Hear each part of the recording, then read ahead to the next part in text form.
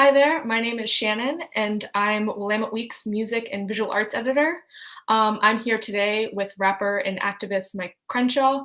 Mike, thanks so much for being here today. Thanks for having me, Shannon.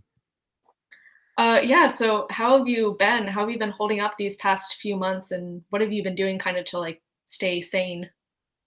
Um, sanity is relative. Um, on any given day, I can run through a spectrum of emotions as far as how I'm doing. A spectrum of different mindsets, from feeling really optimistic to feeling worried and anxious. Um, so today I'm doing pretty good. It's a beautiful day out here. I've been enjoying the weather, enjoying the spring, coming in, transitioning into the summer. I mean, if the pandemic had to come, this is a good time for it to come. Yeah, I know you've been performing a lot at the Mhm. protests, and you have obviously a long history as an activist, including as a founding member of Anti-Racist Action. And on Mhm. top of that, you're from Minneapolis. So I'm curious what this current uprising has been like for you personally.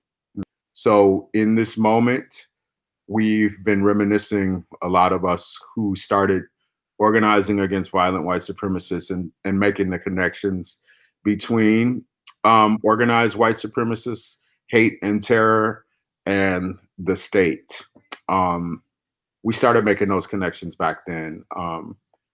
And we've been reflecting in the current climate. There's a lot about the Reagan years that are very similar to what's happening in Trump United States. And so this looks very familiar to us. What has changed, though, is that we've all gotten older. We've changed as individuals, and the world has changed around us, in the sense that the way that repression looks is more high tech.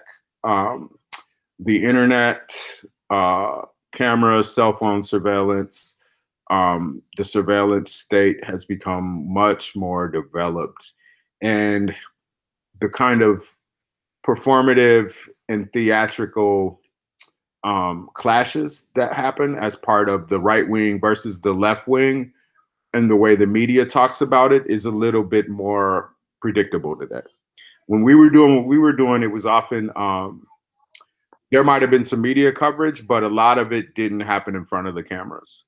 A lot of it happened not in the environment of protest. I mean, things would happen at protests in public in front of the media, but a lot of it happened on side streets in residential areas and alleys and parking lots and at concerts. And so the degree to which the public spectacle was part of it, I think, was a lot less. Um, and that has the response and the reaction and the consequences of that is different depending on what your perspective is. As far as like the criminalization of people on the left for actively defending themselves, and what could be seen as acts of violence, self-defense versus violence, as a tactic or a necessity, is something we could debate. But I think people's run the risk of being criminalized now way more than they did when we were doing what we were doing. Yeah, I'm curious what your experience has been like as a performer at these protests. Like, Yeah. what has it been like for you? To perform is, on the one hand, it's something that I really enjoy doing. It's often a highlight of my day or of my week to be able to perform, to a captive audience that's paying attention to what I'm doing, is always a positive experience. But in this time, um, I think the captive audience is even more in tune with the message in the lyrics that I'm sharing, and the message in the speeches that I'm giving, because I'm doing a combination of performing and speaking because of the history of the work that I've done. Um, it feels very powerful for me as an individual sharing a message, because I can tell that it's being received and appreciated in a way that isn't often available when it's just entertainment. Yeah, I'm also curious that, so now here in Portland, there's all this like public discourse and sometimes discourse at the protest too, of like peaceful protest versus disruptive, pacifism versus militancy, radicalism versus reformism, what counts as a riot and whether or not riots are an effective form of protest. So yeah, I guess I was curious what your take is on all those very big questions.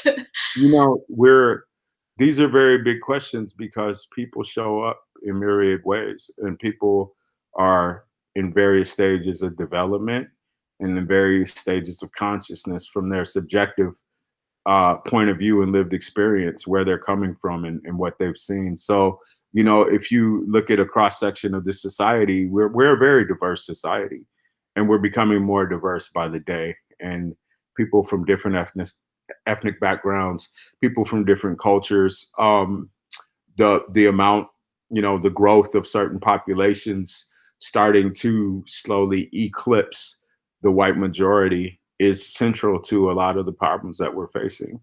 And I think for a lot of white people who identify with not only their racial identity and ethnic identity, but who also identify with the national identity of being American, um, and what the normal stereotypical American looks like in the minds of a lot of white people, they see themselves as what the American person looks like, as the majority, as the norm, as the standard.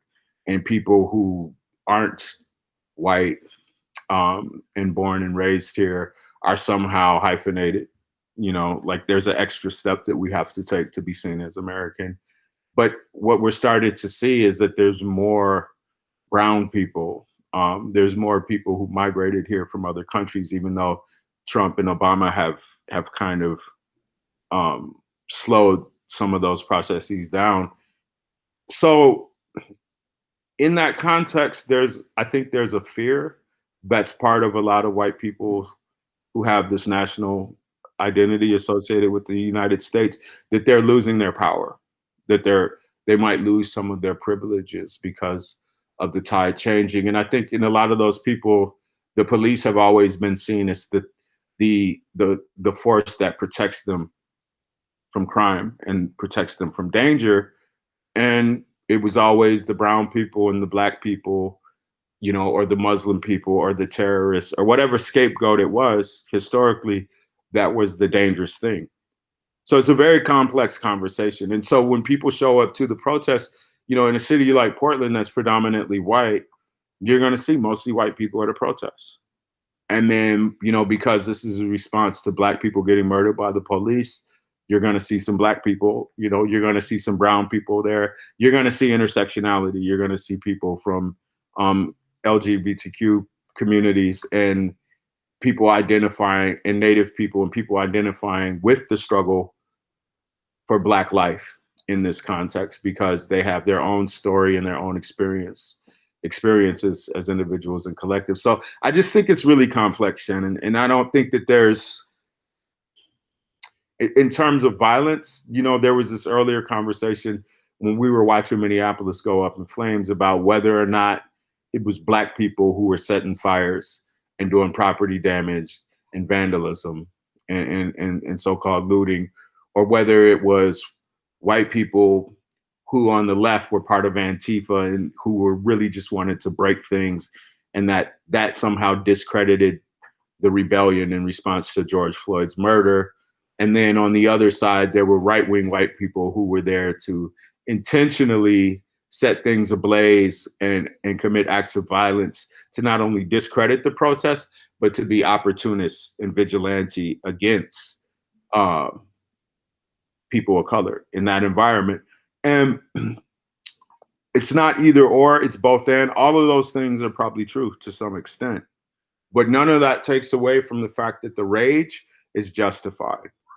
And when you have masses of people who are enraged due to historic brutality, oppression, hatred, terror, um, you're going to see things breaking. You're going to see things burning because people have an explosive amount of emotion associated with the way that they've been treated.